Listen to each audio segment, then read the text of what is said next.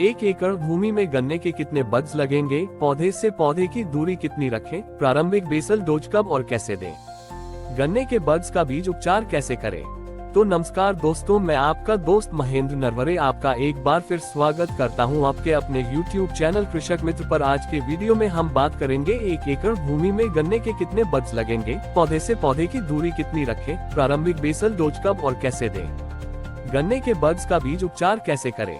तो चलिए वीडियो को स्टार्ट करते हैं। सिंगल बड्स तकनीक द्वारा एक एकड़ में गन्ने के कितने पौधे लगेंगे? एक एकड़ भूमि में लगभग 43,500 वर्ग फीट क्षेत्रफल होता है, जिसे 210 गुना 210 फीट माना जा सकता है।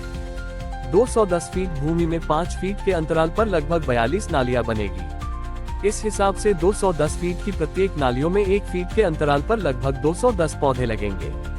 42 लाइनों में कुल मिलाकर लगभग 9,000 पौधे लगेंगे। इसके अतिरिक्त प्रत्येक 5वीं लाइन में पौधे से पौधे की दूरी 6 इंच रखने पर अतिरिक्त 2,000 पौधे लगेंगे। इस प्रकार एक एकड़ भूमि में लगभग 11,000 पौधे लगेंगे। एक गन्ने की डंडी में औसतन 12 बड्स होते हैं। इस आधार पर एक एकड़ में बुवाई के लिए लगभग 1250 से 1300 गन्ने पर्याप्त होंगे। प्रत्येक 4 नालियों के बाद एक नाली में पौधे से पौधे की दूरी 6 इंच पर लगाएं। यह अतिरिक्त पौधे बाद में खेत में खाली स्थानों को भरने में काम आएंगे। बुवाई के दौरान कुछ बड्स अंकुरित नहीं हो पाते हैं, जिसके कारण कुछ जगह खाली रह जाती है। इन्हीं खाली स्थान पर यह अतिरिक्त पौधे प्रत्यारोपित कर देंगे, जिससे पूरे खेत में कहीं भी खाली जगह नहीं छूटेगी। बुवाई से पहले खेत में बेसल डोज कब और कैसे डालें? बेसल डोज का मतलब है गन्ने की बुवाई के समय खेत में दी जाने वाली शुरुआती खाद। ये पौधों की जड़ों को मजबूत बनाने, अंकुरण में वृद्धि करने, शुरुआती वृद्धि को संतुलित करने के लिए दी जाती है।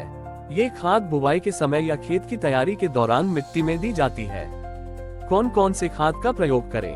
पहला रासायनिक खाद है पोटाश, मात्रा 25 किलोग्राम प्रति एकड़। ये पोषक तत्व रोग प्रतिरोधक क्षमता बढ़ाता है, पानी के उपयोग को नियंत्रित करता है और फसल की गुणवत्ता व उपज में सुधार करता है। दूसरा जैविक खाद है उर्वरक जैविक कॉम्बो, मात्रा 25 किलोग्राम प्रति एकड़।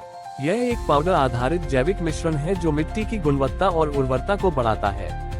तीसरा रासायनिक खाद है जिंक, मात्रा 5 किलोग्राम प्रति एकड़। ये वृद्धि हार्मोन को सक्रिय करता है, प्रोटीन संश्लेषण में मदद करता है और जिंक की कमी को रोकता है। चौथा जैविक खाद है सागरिका, मात्रा 5 किलोग्राम प्रति एकड़। यह एक जैविक बायोस्टिमुलेंट, ये पौधे के विकास को बढ़ाता है और पोषक तत्वों के अवशोषण में सुधार करता है। पांचवा रासायनिक खाद सिलिका, मात्रा 1 किलोग्राम प्रति एकड़। पौधों की यांत्रिक शक्ति, कीट प्रतिरोध और सूखा प्रतिरोध में सुधार करता है। छठा जैविक खाद है वसुंधरा, मात्रा 5 बैग प्रति बैग 50 किलोग्राम। ये जैविक खाद कार्बनिक पदार्थ जोड़कर मिट्टी की संरचना और जल धारण क्षमता में सुधार करता है। आप वसुंधरा की जगह कोई अन्य उपलब्ध कंपोस्ट खाद उपयोग कर सकते हैं। मिश्रण और प्रयोग विधि: आप एक साफ प्लास्टिक की चटाई या तिरपाल पर सभी सूखी सामग्री जैसे पोटाश, जिंक, सागरिका, सिलिका और वसुंधरा को एक साथ मिला सकते हैं। सभी खादों को अच्छी तरह से फावड़े या हाथ से तब तक मिलाएं जब तक एक समान मिश्रण न बन जाए। खाद को नालियों में समान रूप से डालना।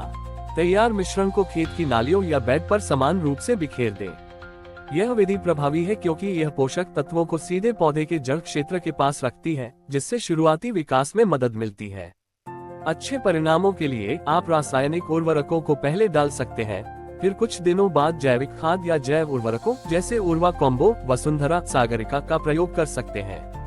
यदि एक साथ मिला रहे हैं तो सुनिश्चित करें कि मिश्रण के बाद इसे तुरंत खेत में डाल दें और मिट्टी से ढक दें। इसे लंबे समय तक धूप में या प्लास्टिक की चटाई पर संग्रहित न करें।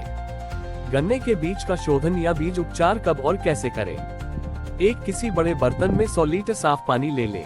पानी में फंगीसाइड और पेस्टिसाइड जैसे बायोगोचो गुलाबी बोतल, बायोब्यूनो सफेद बोतल को 100 मिलीलीटर ले ले और अच्छी तरह मिलाएं। आप कोई अन्य फंगीसाइड और पेस्टिसाइड इस्तेमाल कर सकते हैं। मार्केट में बहुत से फंगीसाइड और पेस्टिसाइड आसानी से मिल जाते हैं।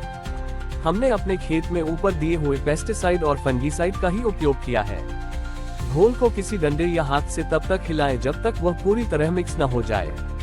गन्ने के टुकड़ों का उपचार: गन्ने के टुकड़ों को तैयार घोल में डुबो दें। टुकड़ों को घोल में कम से कम 20 से 30 मिनट तक भीगा रहने दें। ये समय फफूंदनाशी और कीटनाशी घटकों को गन्ने के टुकड़ों में अच्छी तरह अवशोषित होने देता है ताकि वे शुरुआती बीमारियों और कीटों से सुरक्षा प्रदान कर सकें। उपचारित टुकड़ों को घोल से बाहर निकालें और तुरंत खेत में बुवाई कर दें। ध्यान रखें कि टुकड़ों को लंबे समय तक सीधी धूप में या हवा में न सूखने दें। बीज उपचार के बाद गन्ने के बड्स को खेत की नालियों में 1-1 फीट की दूरी पर लगाएं और सिंगल बड से बुवाई करें।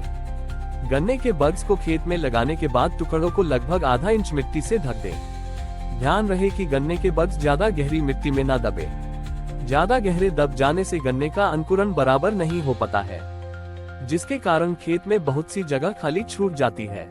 अगर आपने गन्ने की सिंचाई के लिए ड्रिप इरिगेशन या माइक्रो इरिगेशन का विकल्प चुना है तो गन्ने की बुवाई के बाद खेत में पहली बार गहरी सिंचाई फ्लड विधि से ही करें ताकि सभी पौधों का समान रूप से अंकुरण हो सके।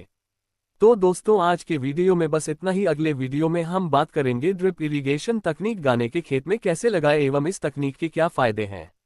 अगर आपका सपोर्ट मुझे मिलता रहेगा तो मैं इसी तरह के वीडियो आगे भी बनाता रहूंगा।